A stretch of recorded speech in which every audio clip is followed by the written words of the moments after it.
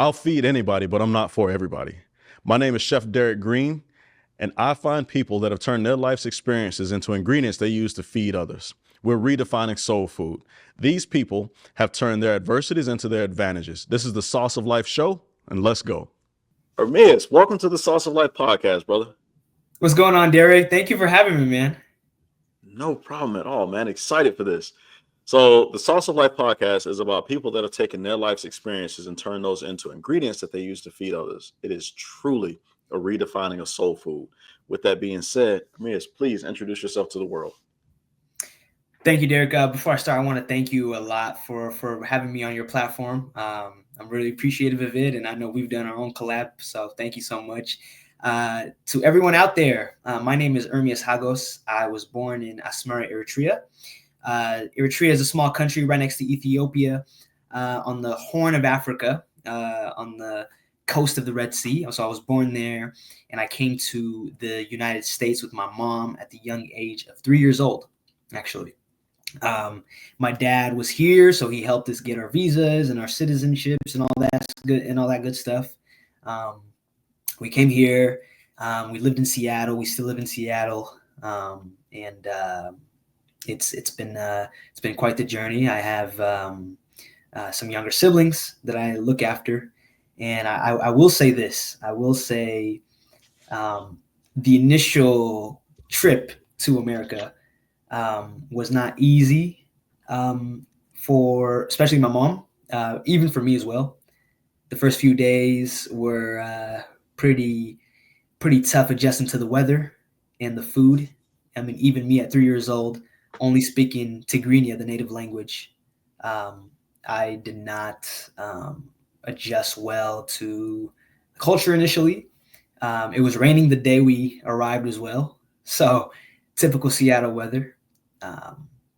But yeah, that was kind of the start of it, and watched my siblings, was a mentor to them as much as I could, being the oldest.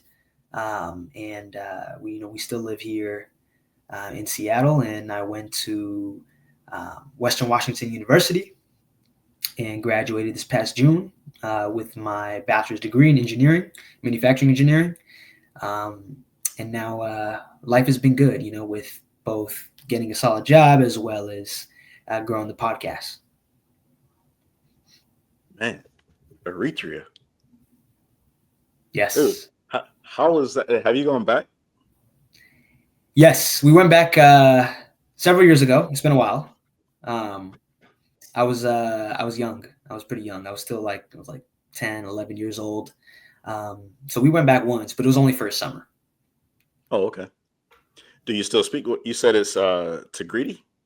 Tigrinya. Yes. Okay. Are you still fluent? Absolutely. Oh, nice. In fact, Derek, a few episodes ago on my podcast, I did my first ever Tigrinya podcast with my mother, where I had her share her story. Yeah. How was that for you, brother? It was special. It was. I had to fight against what people will say, how my Tigrinya sounds, if it sounds too American, if I could actually hold a whole hour-long conversation in my native language.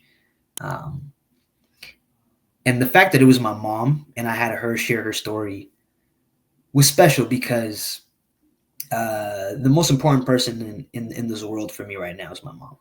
Definitely. I love her to death. She's done so much for me. She's always been there with me, literally, all my life. We've been through thick and thin, and to hear her story and the way she grew up, and just seeing the personality similarities. I get a lot of my socialness, my extrovertedness side from her. So it was special, very special. My most special podcast. Wow. Congrats on that, man. That's actually, I think that's pretty awesome. Thank I you. truly do. Yeah. Question for you. How was it? Okay, so listening to your early childhood, you came over here at 3, if I heard you correctly. Mm-hmm. Right? Which means your father, I believe you said your father was already over here. Yes. Was the relationship close between you guys? I know you lean towards your mom, but was the relationship close? Was their relationship good? Was that a solid household? Absolutely, yeah. Between my mom and my dad, it's a very solid relationship. They're still together today. To this day, it's quite a blessing. Yeah, 20 plus years of marriage. Not easy, you know. They obviously, just like any other couple, they had their ups and downs for sure. I've seen my fair share, but you know, they've always stuck it through and communicated well. Okay. And just a follow up question to that. So you came here not speaking English, not understanding English. Yeah. And I grew up in Florida. I grew up around a lot of Cubans and Haitians, Dominicans, and they speak Spanish or they speak Creole, and they got bullied or picked on or teased, or they isolated into their own groups, the subgroups within a school. How was your experience? Because Seattle is pretty diverse. It is pretty diverse actually. We were pretty. I guess I was pretty surprised to see the amount of Habesha people. So Habesha is a term we use for anyone that's either Eritrean or Ethiopian. Um, there's a good amount of Habeshas in Seattle. In Seattle and in Washington D.C. specifically, are very high Habesha population areas. It was weird. My parents were very stressed as to how I was going to learn English because I never took an ESL, English second language class. Um, Basically, the process of me learning English was after a few months of being here, I was thrown into preschool, and my mom still tells me this day the first time they were leaving me, especially her, she was very worried. She was telling the teacher, listen, you know, we just came from a new country, new continent, another continent, thousands of miles, and we don't know if he's going to learn fast enough. And what she said was, as she was leaving, she looked through the window. And as she was looking through the window, she noticed the kids would talk to me in English, like while we're playing with our toys or whatever in preschool. And I would just stare at them and just observe what they're saying and just catch on. And after a few weeks, I started to catch on some easy phrases like what a toy is, what a car is, or whatever else we were playing with. And over time, I slowly was able to pick up these things, put sentences together. So it was preschool and kindergarten that really taught me that English from my classmates. So got to give them credit for sure. They're the real teachers for me. You know what, man? It's amazing that I've heard it time and time again. But when you don't put limits on kids and you just let kids be kids, it's amazing how many things they can actually pick up in life and move forward. Like they don't have the same restrictions that we have, Yeah, or the same cap as John Maxwell will call it. absolutely. You have the ability to expand, and that's a beautiful thing. Um, so, dude, the rainy season in Seattle drives me crazy. I avoid Seattle. You know I'm what I not a mean, big right? rainy person. Not a big rainy person, and I agree with you about the populations as far as in Seattle and in DC. I had a chance to talk with a few people while in DC, and they explained to me that you guys have a completely different calendar system. Like you actually have counted the days and realized that I believe it was Eritrea where you have a 13-month calendar instead of a 12-month calendar, right? I believe Or am so. I At wrong? least, well, I'm not sure actually. I'm not sure, but I do know the year starts in September. So September is the year start, and then our Christmas is on the 7th of January. Okay, Yeah, awesome. And you actually have a degree. You said an engineering degree, mechanical engineering, manufacturing. manufacturing. So what exactly is that? Yeah, so manufacturing kind of entails more of the processes of how things are in the manufacturing world. So, let's say in the manufacturing world, like in a production line, you would get products, and we would observe, what kind of material is this product made out of? How can we improve this material? Okay, if it's composite, let's say if it's aluminum, whatever it is, really focuses on the process of improving a product. Focuses on the quality side of things as well. We did a lot of CNC machining, so being able to machine, how to use a CNC machine, making projects, as well as interactions with the technical side and the computer side of things. Like a platform we used was Katia. So Katia and SolidWorks were the two platforms we used that where we made our product there. So, for example, one of the projects we had was a bike link. So we designed a 3D design that product on SolidWorks or Katia, either one. And after that, we would have a G code, and then we would send that to the CNC machine.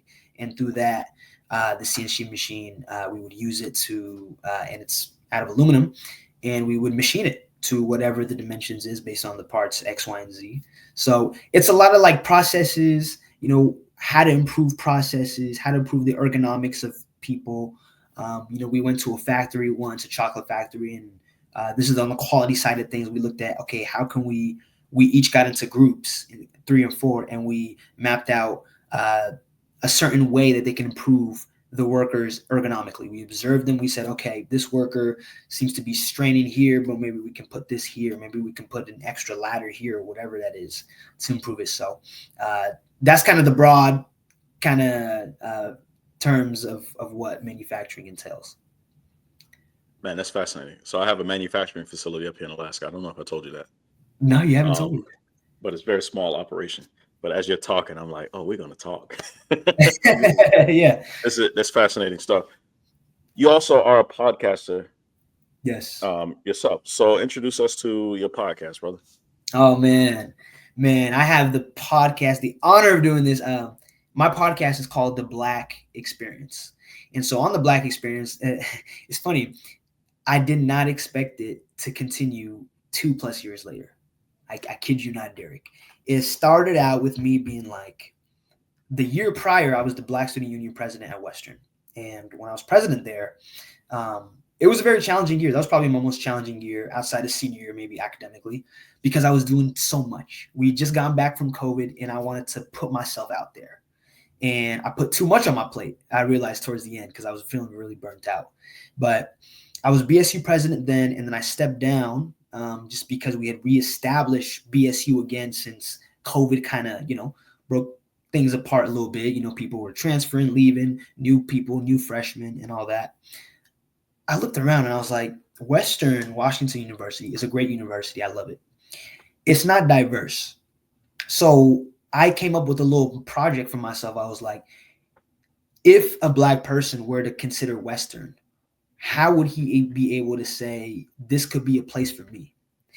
And so what I ended up doing was I was like, okay, I'm going to have a freshman all the way until an alumni. So 5 people that I know, and I could have them on the podcast and talk about their experience at Western, specifically being a Black person here. And through that, I was going to share that with the world and say, hey, Western, it may not have too many Black people, but it has Black people, and you can interact with them, and you can gain the experiences that these people had or other experiences. After episode 5, I didn't want it to just exclude all the other Black folks in my community. So I just kept expanding to more and more people. Things got more and more serious. A year ago, I started doing video production at Western in my senior year. And now I feel like the 3 big terms, the 3 big words for my podcast are inspiration for people, for all people, not just Black people. Anyone that hears this, I want them to be more inspired before they heard the episode all the way until the end. Empowerment for the Black population. I want to give voice to the Black population. It first started in Whatcom County, which has Bellingham, which is where Western is. 1.3%, might be 1.4% Black population in Whatcom County. And I wanted to give voice to them. And now it's expanded to the Pacific Northwest. And honestly, at this point, the entire U.S., anyone is, is fair game to come on the podcast. Location doesn't matter, even worldwide. And so, yeah, that's just become how the Black experiences come. And the third term is powerful storytelling. Because I believe through storytelling and through other people's stories, I've had people come on and say, hey, I've actually heard this episode. And I'm like, you listen to my podcast? Really? I guess I wasn't expecting it, but they listened to it and they took away something and they said, this made me think this and what and that. So, yeah, I upload every Wednesday now. It's on YouTube. It's on Apple Podcasts. It's on Spotify, and I have my socials across all the social media platforms as well. So it's just become something that is now it's become a part of me, and it's something that I will, if I never make money from this podcast, I will still do it. Beautiful, man. You know what, brother? When you actually find that passion, and that's what I wanted to ask you as a follow-up question is being an engineer, which obviously you said your father and your parents, your father and your mother supported you in your education. What I find is that often people pursue a degree in something because their parents have pushed them towards that thing because it is high paying or something like that, versus what is their actual passion? What does that voice inside them actually say? And that's the question that I have for you. Um, which do you find, or what area do you find your actual passion in? What do you love to do?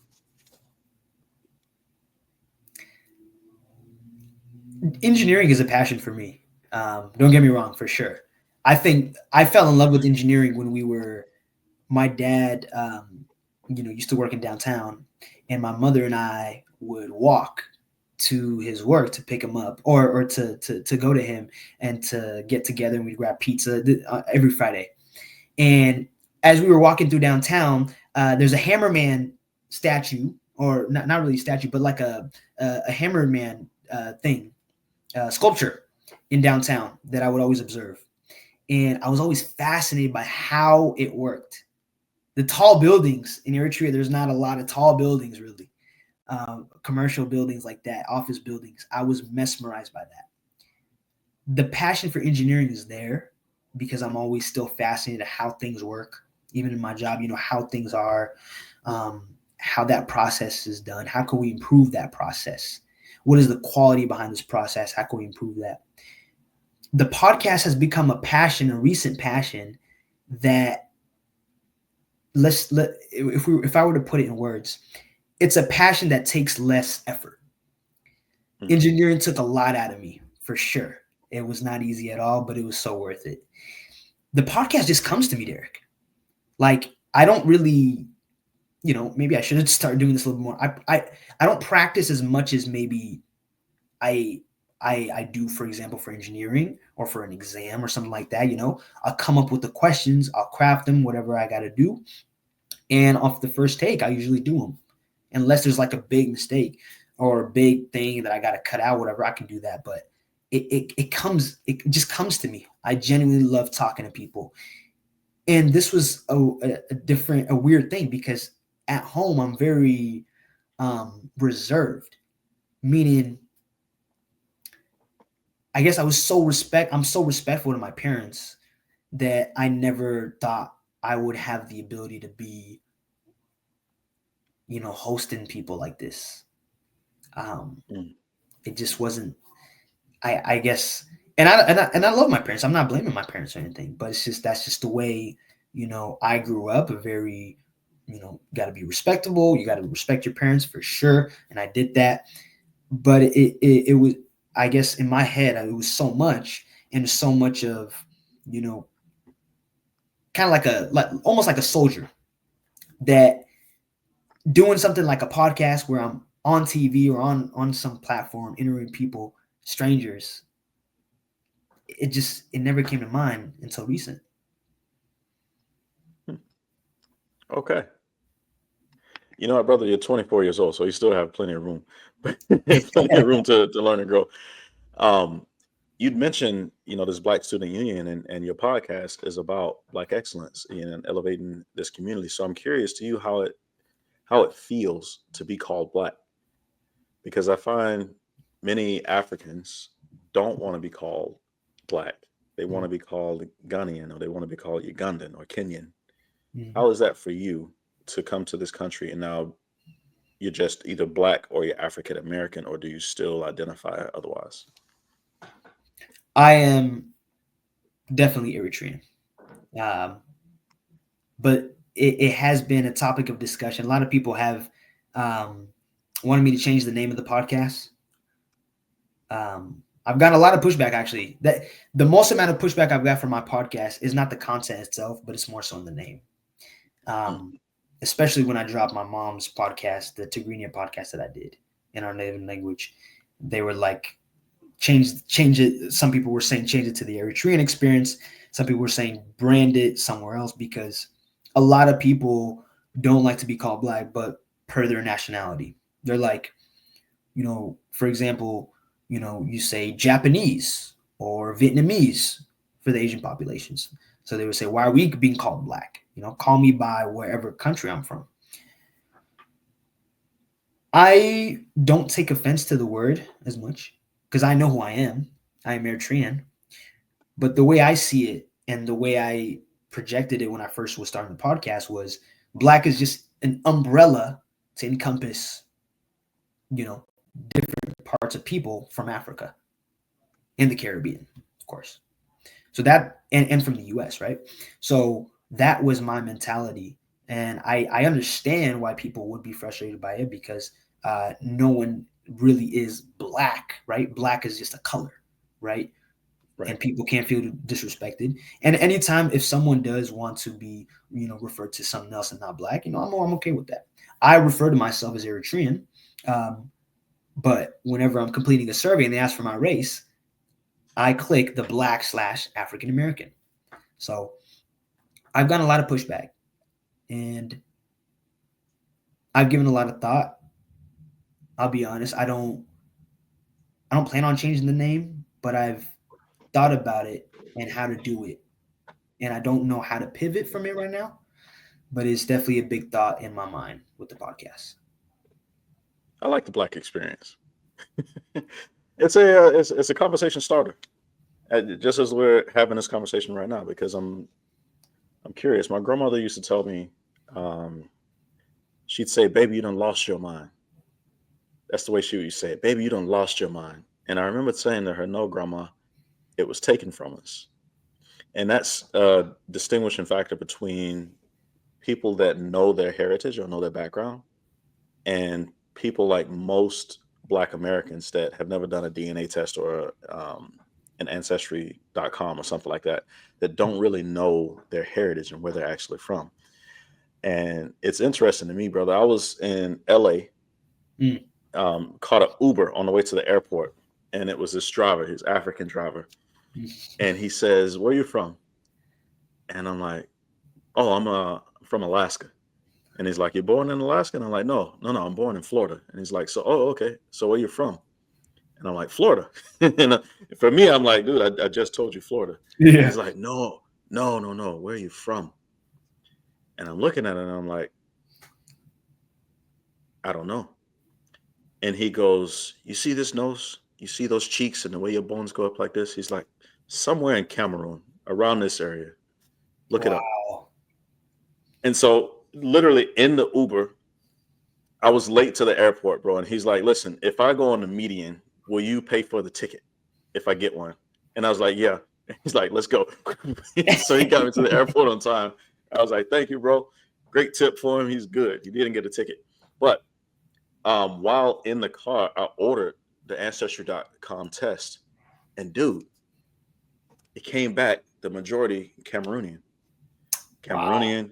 Congo, that area of West Africa. And I'm just like, what else don't I know? When I go, I've only been to Uganda thus far, but going in there, they recognized by different features and just slight different language variations. Like they know what village you're from.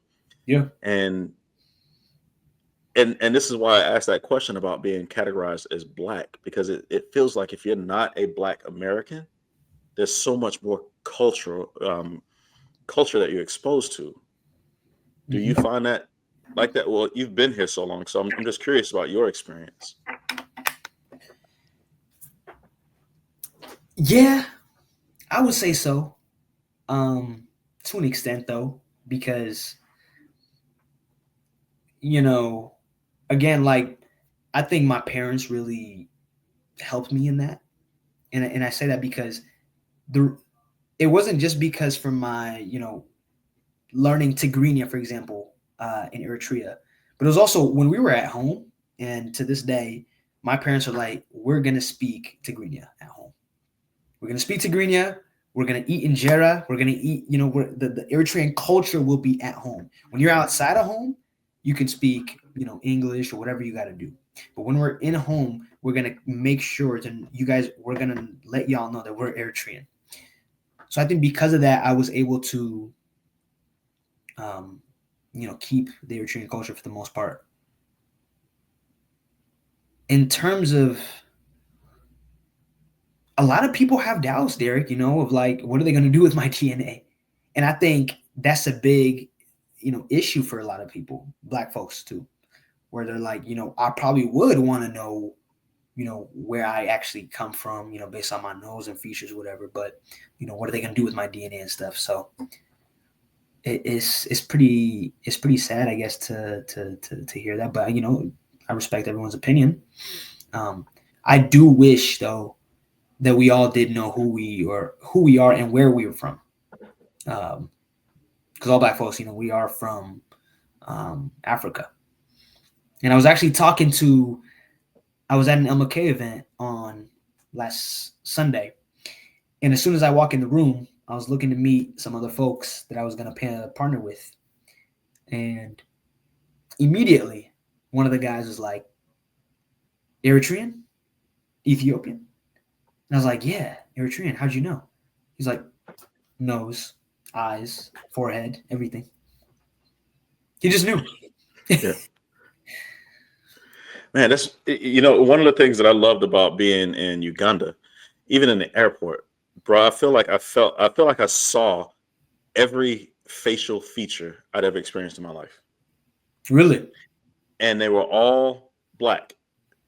So I just saw so many different features. It's not like I saw a Black Japanese person walking around, but you could see the eyes, or you could see certain features of the face. Yeah. And that was just it. Is this there was so many different shades of people, and I'm in this country, and I'm just like, this is amazing. And until I opened my mouth, they didn't know I was American.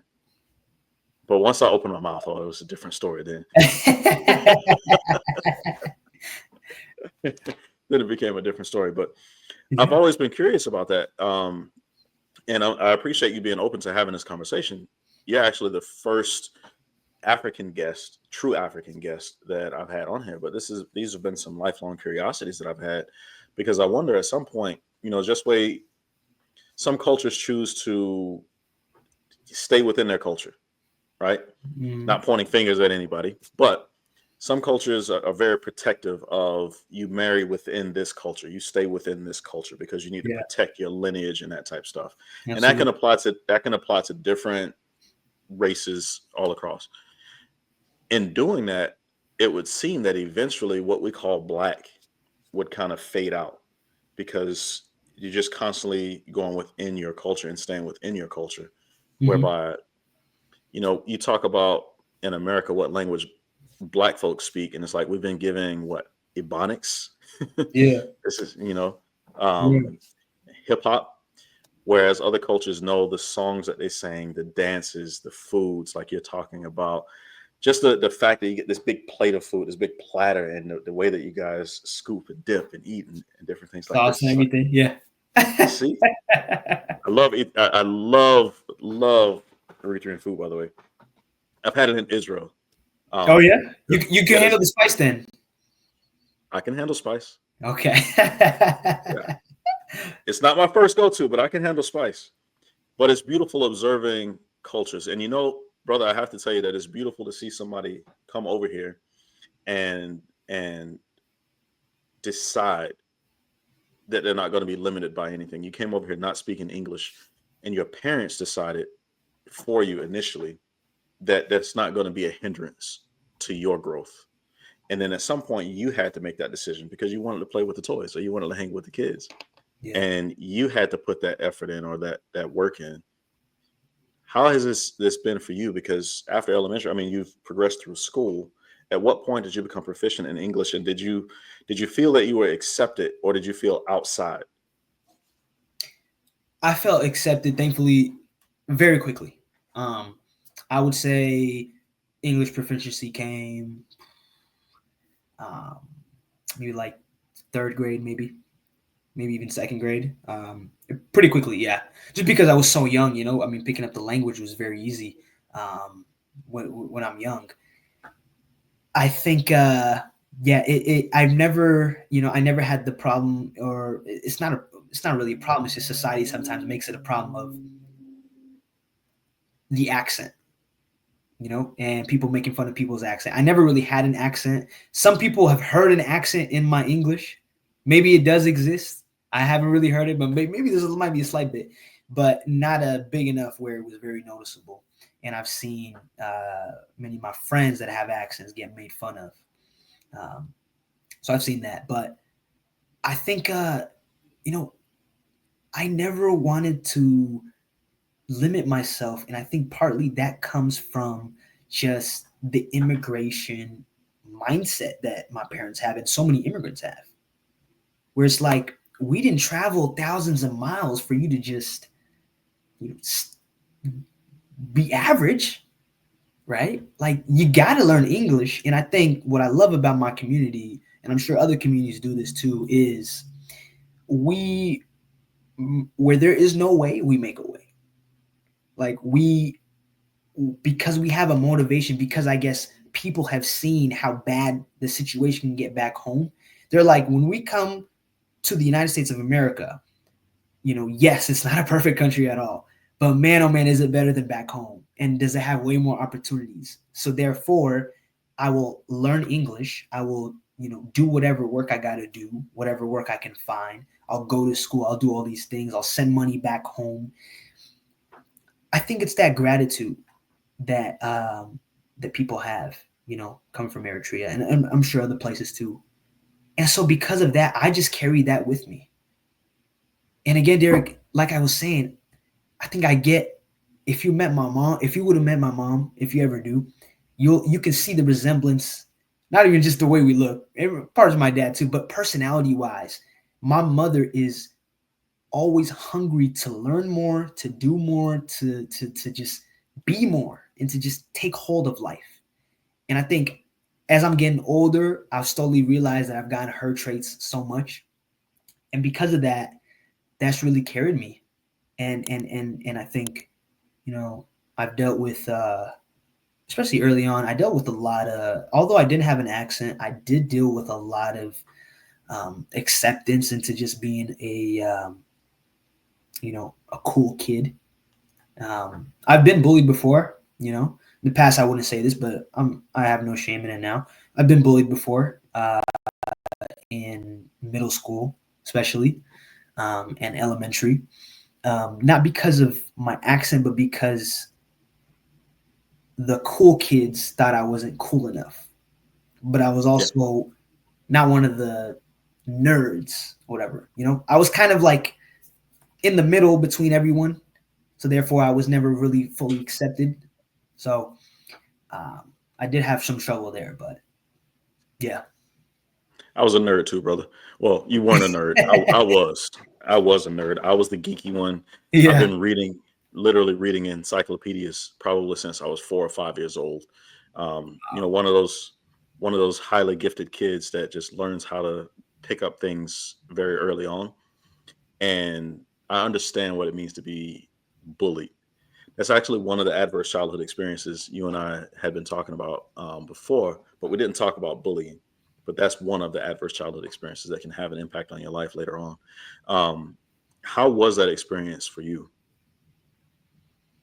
Like, how do you think that influenced the person that's sitting in front of me now? I love this question. I really do. You know,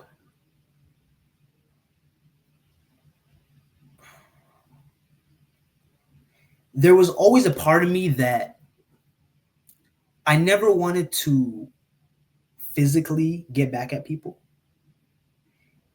The way I plan my revenge, and I hate revenge because, I just don't think that's the right thing. But at the moment, the way I plan my comeback or revenge, if you want to call it that, is I wanted to prove people wrong. That I wanted to make people, even as a kid, I didn't realize it, but now I do as a 24-year-old. I always wanted to, all those people that bullied me, all those people that said I couldn't do this, because I had so many people that doubted me, that did this, that said you'll never be this. I wanted to prove them wrong.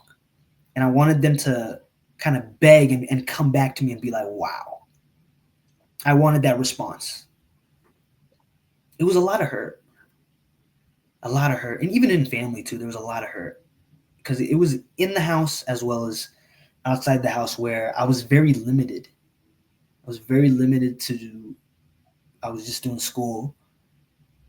And that creative side of me that's now coming out was not let out. It felt like it was in a cage.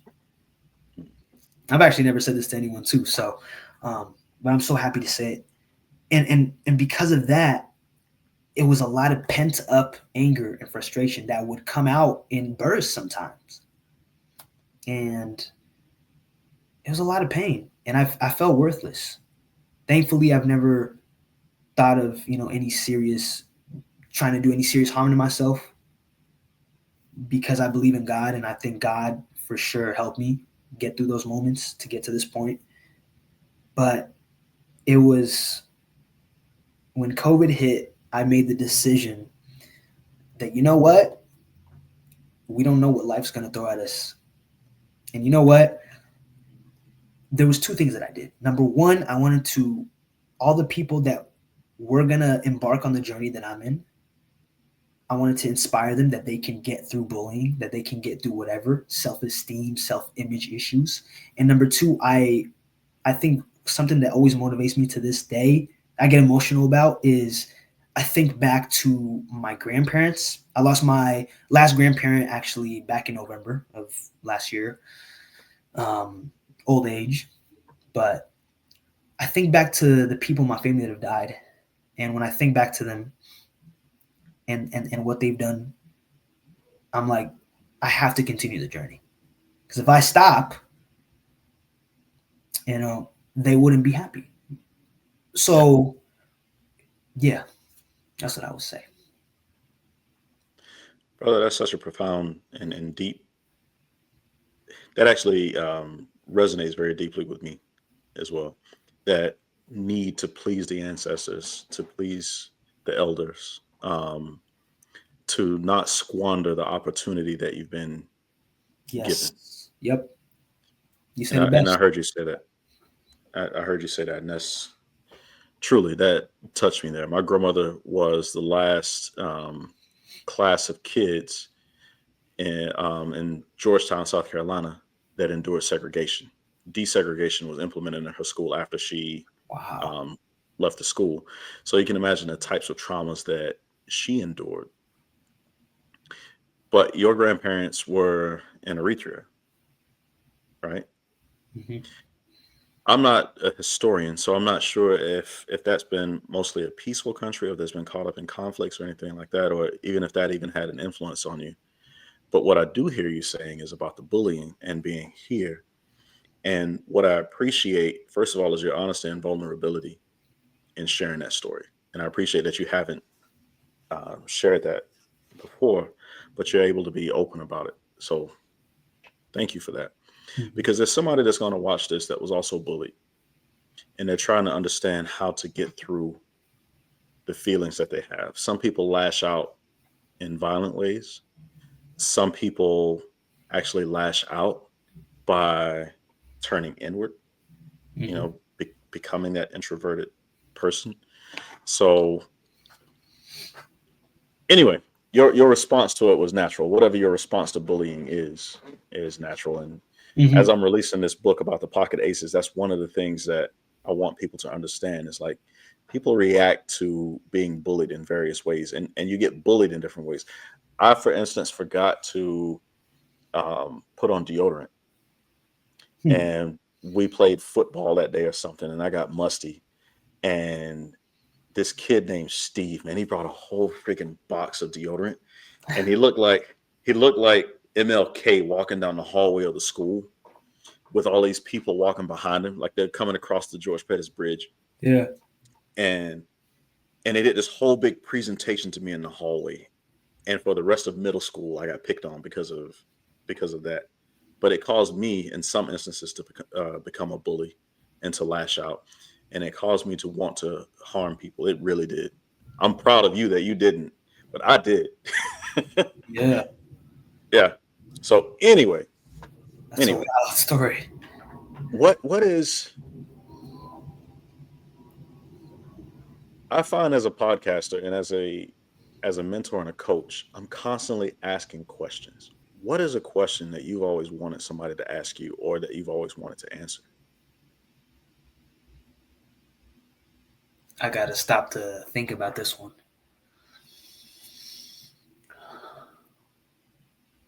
What keeps you going? Ermias, what keeps you going? Man, God keeps me going, definitely. My mom and all the people that hear whatever I got to say and that are being inspired in ways that I have no clue. I mean, someone was saying it the other day, you have no idea how many people you're impacting. It could just be one. That's plenty for me. I don't know all my subscribers. I don't know all the people that want it. And there was a point when I was, there was like 10 of my subscribers that I knew, and to this day, I love my day ones. I love them all. But I don't know who I'm impacting. And so I think those four, God, my ancestors, my mom, and all the people that I'm inspiring that I don't know, and maybe I won't know until I'm gone, keep me going. Because I believe God has a purpose for me and for everyone, and everything happens for a reason. That gives me peace. Everything happening for a reason has gotten me through my darkest days, and just giving it to God, the anxiety, the worry, my faith. I'm no perfect Christian, but man, oh man, I've really been pushing, especially since college ended. I feel like I probably have impacted someone in a positive way, and I believe I'm meant to impact someone in a positive way. I don't know if it's going to be through this podcast still, or if it's going to be through somewhere else, but that keeps me going every morning, Derrick. Every morning I wake up, I'm so thankful for every breath at such a young age, and I'm blessed because I've seen friends come and go. I've seen people pass away, family members, family friends, and it's just wanting to leave the best legacy that I can. Brother, I appreciate your answer. You have no clue why you're doing the things that you're doing right now. You may think you do, but in the old man wisdom over here is something that I've learned, and it's that you don't know the impact that you're having, and it won't be until one day, for instance. And I'm sorry, I know this is your interview. I just wanted to share this with you because No, please do. Please do. when I always wondered, my previous wife, I was a cancer caregiver for her for 6 years. We were married for 14 years. And we had a very rough marriage time patch where we legally separated, but eventually I came back to take care of her on her deathbed. And I always wondered why she asked me to come back. And it wasn't until the day where God decided that was going to be her last day when I found the answer. Because she was so afraid to transition.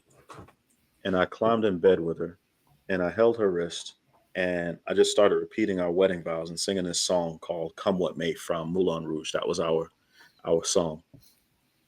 And comforting her and letting her know that our daughter was going to be okay, that I would move heaven and earth for her, and that I would rather die than allow anything to happen to that child. And it was in that it was like, that's why she kept me here. Because I've always seen clarity in chaos. I'm always that person that can be the calm in the storm. I don't panic or don't freak out. Ermias, if we're ever together and you see me freaking out, bro, run. It's bad, huh? Run. And so I say that to say we don't necessarily know why we're here, man. But what I really appreciate is the level of passion that you put into what you do. And you interviewed me first a couple of days ago, and now I'm interviewing you. And I love the style of questions that you ask and the way that you are able to extract information out of your guests. I have seen your show, and it is impactful.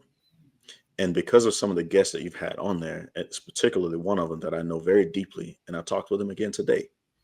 I know the level of impact that you can have on a person's life, even if you don't know, even if that person isn't necessarily open to sharing some aspects of themselves publicly, but they share stuff privately.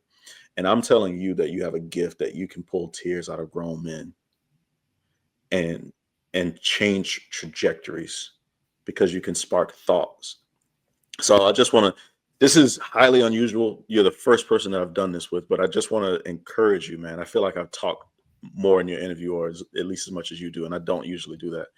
But I just want to encourage you, brother, that you're on the right path. And as long as you keep listening to that voice inside yourself, man, your impact on the world, your legacy will be captured. You're already writing that thing. So Thank you. just, yeah, No, thank you. I keep appreciate going. Keep going. it. Yes, sir. Two final things for you, brother. Mhm. Try to keep this between 45 minutes and an hour. That's just a standard for us. One, where can people contact you? People can reach out to me on my Instagram. My Instagram is ERMIAS_HAGOS. If you don't have Instagram, I know some people don't, feel free to reach out to me via email, ERMIASHAGOS46@gmail.com.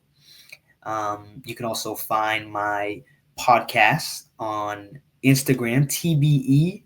That's TBE lowercase underscore ERMIASHAGOS, Ermias Hagos. And then that's on Instagram, YouTube, Apple Podcasts, all platforms. So feel free to reach out with me. Any questions you have, anything. Yeah. Must be nice to have such a unique name, because then you can snatch up all of the It is. the websites and everything else, and just Right. On the first go, they're like, this one's accepted or something like that. Yeah. yeah, like, yeah, you're good. Must be nice. And then the second question is, brother, if this were the last time that you and I spoke, or the only time that someone from my audience got to hear you speak, what would you want us to walk away with? From what I've experienced so far on this earth in my short 24 years, life will have its ups and downs. At the end of the day, and I was just reading, and I just finished today actually, a book called A Gift of Hope. It's a collection of sermons from MLK. At the end of the day, he wrote in there, and I resonate this heavily, is everything in life, it comes down to one word. And that one word is love. That's it. People do things because they want to be loved, whether they admit it or not. Right? People want to be seen. People want to be heard. People want to be loved. All of that falls under the umbrella of love. I want people, because this is a challenge I'm putting on myself, love yourself. Don't just be yourself, but be authentic. There will be times when you are not going to want to be authentic because you want to fit in or whatever, or you want to adjust to your boss or whatever. Always be respectful to people. Treat people with kindness, because you don't know where they're coming from or what day they had. Don't take anything personal. Nothing really is personal. Everyone's doing things and doing that from their own perspective, right? I get mad when someone cuts me off too, trust me. And I have to internally battle and say, no, just, it's okay. He could be rushing to his dog. He could be rushing to his wife that's pregnant in the hospital. X, Y, or Z. Love yourself. Love God. And love all people. Love your neighbor. And the Bible says neighbor. To me, my neighbor is anyone that comes across me. That's what I would leave with. Enough said. Nothing to follow. Ermias Hagos, thank you very much, brother. I appreciate you. You've been a blessing. Thank you for having me, Derrick. Appreciate you.